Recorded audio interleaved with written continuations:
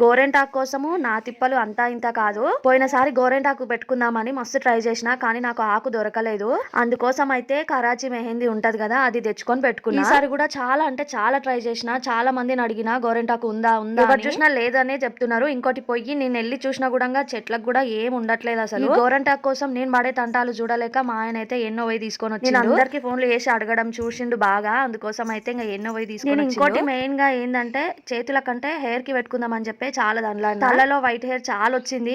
మళ్ళీ డెలివరీ అయిన తర్వాత అసలు పెట్టుకోవడానికి కుదరదు. అందుకే నా ఈ తిప్పాలంతా. మొత్తానికి ఆకైతే దొరికేసింది. మిక్సీ అయితే పట్టేసుకున్నా హెయిర్ కి పెట్టుకుందాం అని చెప్పి. ఇంకా ప్రాపర్ గా వైట్ హెయిర్ ఎక్కడుంది ఏందని చూసి పెట్టాలి కాబట్టి ఒకరి హెల్ప్ అయితే నాకు కావాలి. అందుకోసం అయితే మా అత్త కూతుర్ని అడిగిన, పెడతావా హెయిర్ కి అని చెప్పి.